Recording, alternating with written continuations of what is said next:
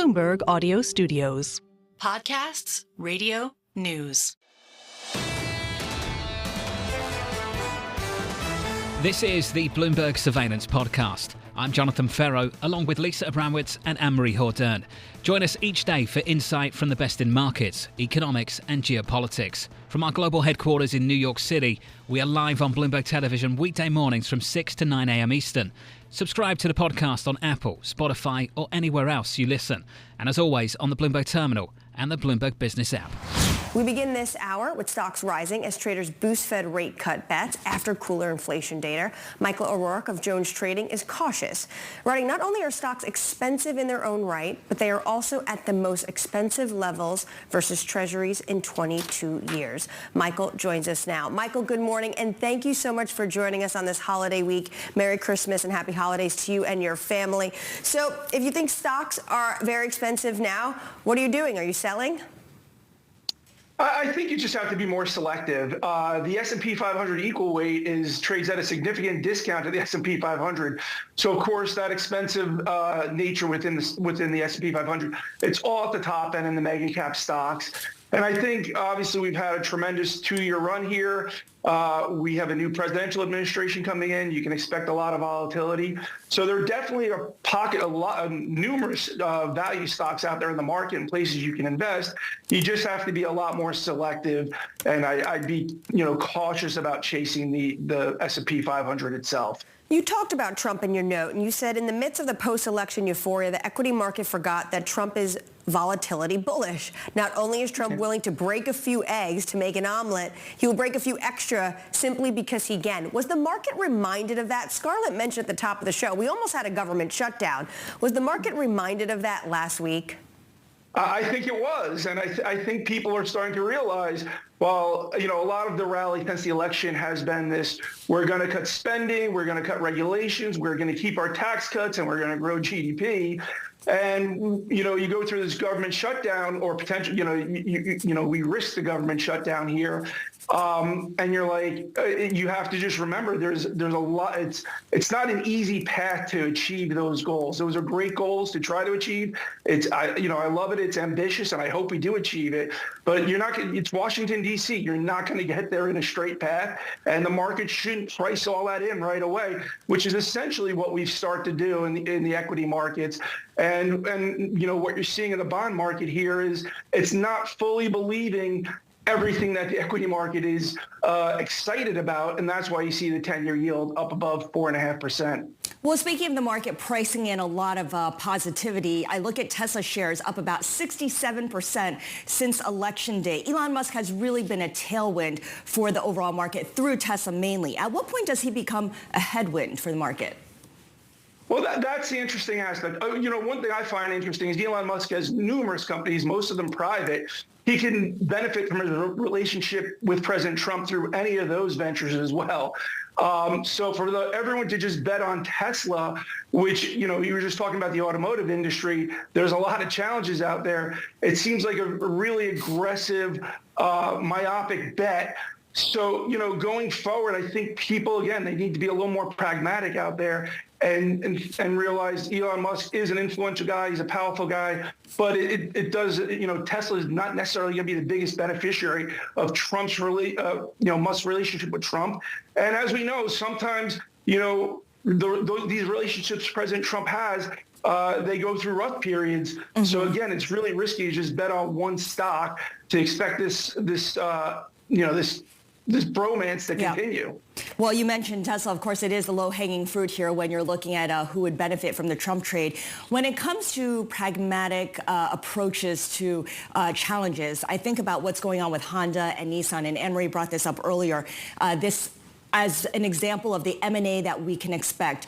From where the market sits, from where you sit, is this a pragmatic deal that has positive ramifications for U.S. automakers?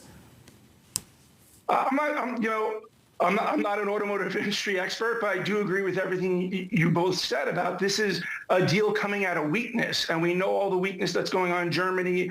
And of course, their auto industry is key there. So you're looking at a situation where there are a lot of challenges out there in this world. And again, you don't want to see companies making deals out of weakness, but it's clearly that's what's going on here. So you have to think there's some risk out there. When you look at the biggest risks heading into next year, obviously the auto industry is one of them. What else is on the horizon?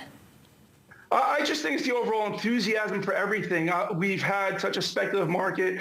Bloomberg has this great article about the wildest trades of 2024, and you see that whether it's the leverage ETFs, some of these other speculative trades you're seeing out there paying these significant premiums to net asset value to some of these stocks and ETFs out there. There's a lot of optimism built into this market right now. And it's not to say there's not things to be optimistic about. It's just when you start overpaying for them, you open yourself to this additional risk that, if there's a bump in the road, when you're priced for perfection, it can be pretty painful. And the market right now is pricing in good policy from the incoming administration, this Trump trade. Yet, we haven't seen any of that policy yet. His term will begin January 20th. Michael, how are you thinking about the sequencing of next year when it comes to things like immigration, tax cut, and tariffs? Well, I mean, that's exactly what I'm talking about. It's, translating these policy goals to actual policy takes a lot longer than the market's obviously pricing at this point in time. Anyone remembers the first Trump administration? He loves to negotiate. He loves to drive a hard bargain. He loves to push his opponents to the other end of the table. So it's not going to be pretty in trying to achieve these goals. So I think that's a key thing that the market's risking. So when you think of the sequence of policies you talked about, it's going to take time for all that to play out. And again, the market's tried to price it all in here in the span of 2 months. Mike, I'm thinking about what's going on in the Treasury market. And on the long end, we've really seen yields steadily rise over the last 2 weeks. And there was some relief on Friday, but it does look like yields are inching higher once again today, and that yield curve continues to steepen. How does that set us up for 2025? Or do you kind of dismiss what we're seeing in the final week here? I don't dismiss what we're seeing in the final week here. I do think the 10-year yield is so important because so many instruments price off that. The market prices off that. I mean, right now, the S&P 500 earnings yield is about 50 or 60 basis points below the Treasury yield, as we mentioned earlier. And so you're talking about stocks are more expensive relative to your quote-unquote safe, risk-free asset treasuries than they've been in 22 years. That just, is an example of the speculative fervor out there in the equity market. What happens if we see this 10-year yield continue to rise and test 5%? Equities will undoubtedly see selling pressure if that happens. Right now, I think this is a little bit of a crisis of confidence in the Fed in the manner in which they reversed course last week. There's also a little bit, obviously concerns about inflation upticking again and concerns about President Trump having inflationary policies. So if we see this 10-year yield continue to rise, you're going to feel that reverberate throughout all financial markets. So it's something we want to see stabilize here. Yeah. What would be the catalyst that would send that 10-year yield to 5%? Oh, I think it's everything we've seen. Like you had the Fed last week, conclude a 100, basis point easing cycle while increasing their inflation forecast for the next 2 years. Basically, according to the forecast they released Wednesday, we'll run for above its inflation target for 6 years, which seems kind of ridiculous to be cutting rates when you're doing that. So that's one issue. Obviously, depending on how all these Trump policies play out, everyone's concerned that they're going to drive inflation, and that's a lingering fear. So treasuries have really been weak acted poorly since just before the election. This was just the latest round of the sell-off. And like I said, we need to see them stabilize. If they do push up to 5%, the S&P 500 is going to have significant pressure on it. Michael, what's your base case for next year in terms of Fed cuts? I think, I'm going to go with the forecast at 50 basis points at this point. Although the Fed seems to change it every quarter. But I think we have a very strong economy. I'm surprised they cut rates as they did. GDP for this quarter is tracking 3%. GDP last quarter was 3%. When you think about the high rate environment the past 2 years, it has not slowed the economy. So when the Fed keeps saying we're restrictive, I'm not seeing it. You're not seeing the unemployment rate. It's 4.2%. Which is basically at the Fed's long-run target. So it's really hard to predict what the Fed's going to do because they keep moving their policy goals around, and it doesn't seem to be tied to the movements within the economy. So higher for longer in 2025. Michael O'Rourke of Jonestrading, thank you so much for joining us. Happy holidays and New Year to you.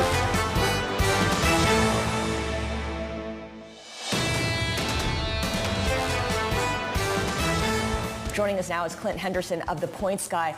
Clint, it is good to speak with you. Anne-Marie and I are in the office because it is a Monday and we still have 2 days to go before Christmas. Talk a little bit about the calendar effect, because with the holidays on Wednesday this year, it means there isn't a natural long weekend for people to take, and maybe that spreads the travel out a little bit here. Yeah, that's certainly helping. Interestingly, though, the Sunday after Thanksgiving, we saw the highest single day ever. So that didn't really impact Thanksgiving travel, and we were expecting record-breaking crowds. I will say the airlines got through the busiest part of the lead up to Christmas fairly well, despite a few storms.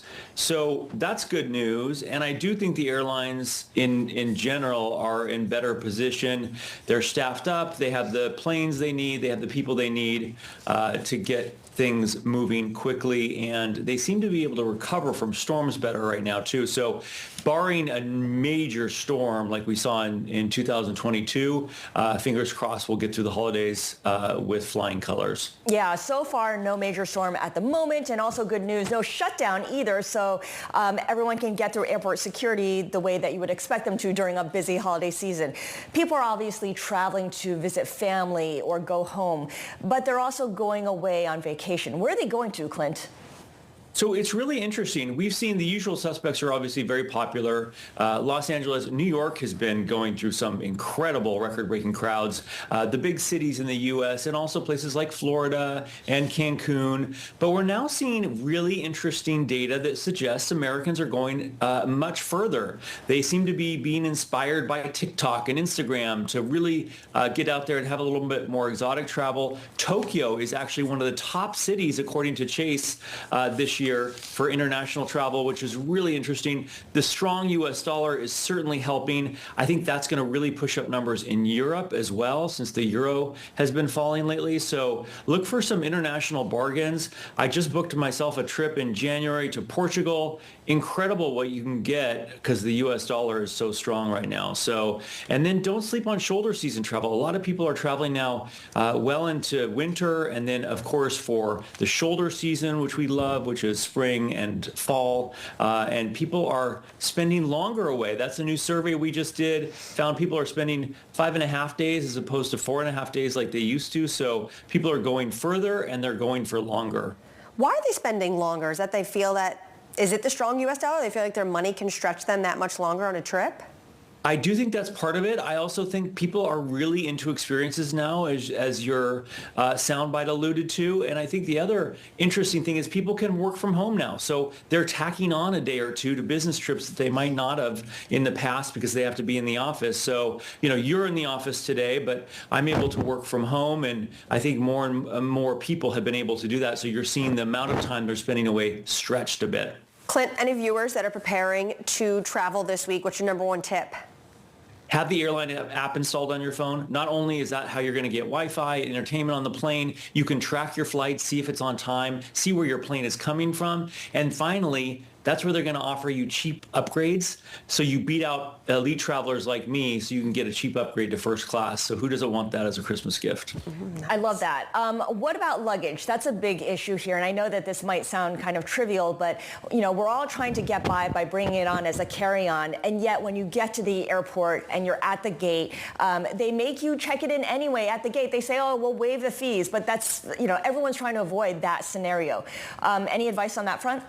Yeah, I'm team carry-on, so I hate checking baggage. But during Christmas, when I come from New York to California, I bring presents with me, so I do check bags. And you know what I got? An Apple AirTag for the first time in my life. We've been writing about this and talking about it for years. My team loves it, but it's the first time I've used it, and that is really cool. And now with the AirTags, some airlines allow you to share the location with the airline. So if your luggage gets lost. So maybe I have to look more into checking luggage in the future and try not to be the last to board, pay for that extra seat, get the airline credit card so you can be among the first to board that plane.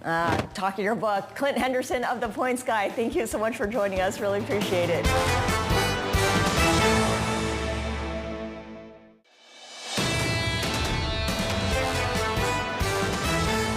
Jonathan Miller of Miller Samuel is staying optimistic. He says, while we don't expect sales to rise to normal levels, they will be higher than last year. Those who can afford to buy at higher rates will probably do so. Mortgage rates will probably end up lower than they start the year, but not low. Jonathan joins us now. So Jonathan, you have actually noticed an uptick in existing home sales, in particular in high-end markets in places like New York. Yes, that's actually been the story. If you think about it, many potential home buyers have been waiting for about 3 years since the initial Fed moves. And I think time is sort of running out for people as life moves on. We're already seeing in contract activity in some of the markets that we cover really begin rising back in the summer, not just after the election. But of course, on the national front, existing home sales for the last couple of months have been up, which means that, with all the sort of people waiting for lower rates, I still think there's a thinking that, perhaps a year from now, rates will still be a little bit lower, and those that can afford to buy are buying. The challenge is supply. Supply continues to be a problem. It's less of a problem in the Sun Belt states where there's been a lot more development activity, but still, a year from now, I think housing prices are going to be higher than they are today. And so you have to sort of, make the decision of, do you wait for rates to come down at some point? If they will, it doesn't feel like it with the incoming administration's economic policies. So you mentioned the Sun Belt and this idea that it is rising, the inventory that's available. People point to that and say that they want to move to somewhere where perhaps housing is more affordable. But it's misleading, though, when you look at supply increases as well, because we're coming off a pretty low base. How often is it that people go over and realize actually the picture here is very different from what they had anticipated? And if you compare it to, say, 5-10 years ago, it's completely different.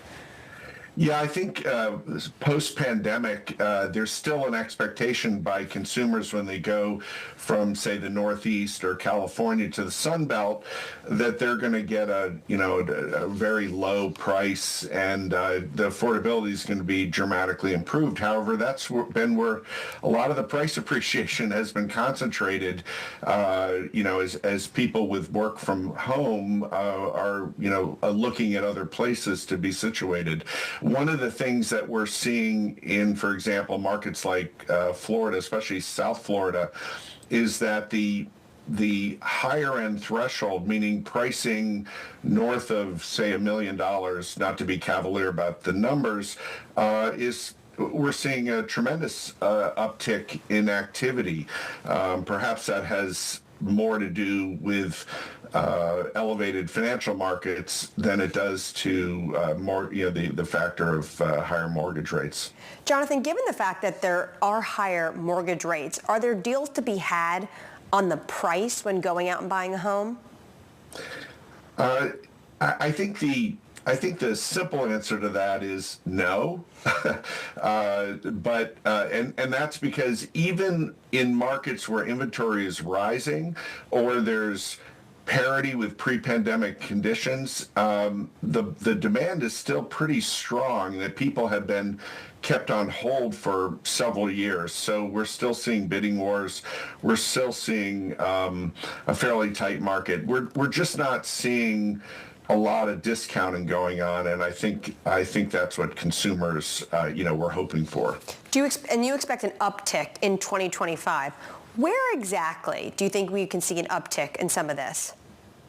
Well, the basic math is where the inventory is the tightest, that's where you're going to see the most uptick in price.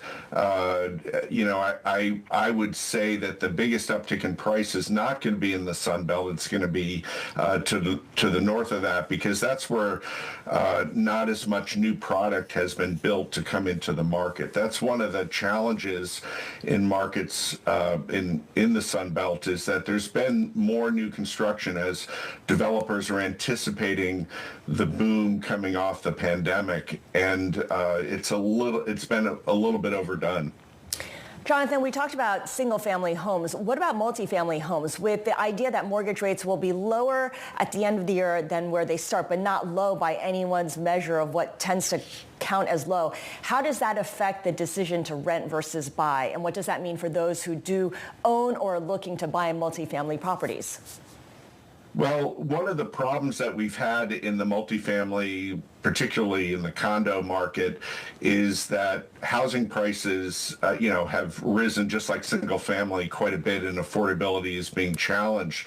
The problem is in the multifamily, there's more supply or excess supply, which means potential softening or more potential softening. So from a single family perspective, I think it's a little tougher to get a deal. In the condo, maybe a little bit more, but not in the high-end market. We're talking about more normal priced property. I think we'll see less price growth because supply is not as excessive as many consumers were thinking. Okay, and moving away from residential property into commercial property, there's been a lot of discussion about an incoming Trump administration being good news for real estate overall, but in particular commercial real estate, especially with transactions picking up pace, or at least conversations about transactions picking up pace. Are there numbers that bear this out? So the way to think about commercial, and the part that I still am amazed, because the narrative about commercial is, hey, it's coming back. It's, work from home maybe is going away, because we're seeing, various firms talking, ending work from home or severely reducing it. But really, the conversation is almost entirely about Class A. If you think of commercial office as Class A, B, and C, A is doing just fine with relatively high occupancy and relatively stable and elevated leasing prices. It's a best in all the rest scenario. Class B and C are still being punished by the work from home phenomenon. And, many of my colleagues, including myself, believe that work from home is here, structurally for indefinitely, and that's where the opportunities are. In fact, we're seeing a little bit more on the B and C. We're seeing more residential, office to residential conversion activity, which is difficult in high interest rate environments, but we're still seeing it beginning to occur. So I think that's where the upside is in the Class B and C. It's not going to be sort of leasing up at normalized prices. Yeah. One other point about that is a lot of the B and C, the problem with high vacancy in those markets is that the landlord can't reduce their prices to market level. Yes. And that is a condition that has stayed since the pandemic era. Right. And I don't anticipate that changing in the near term. All right, Jonathan Miller of Miller Samuel, thank you very much, and happy holidays to you. My pleasure. Sir.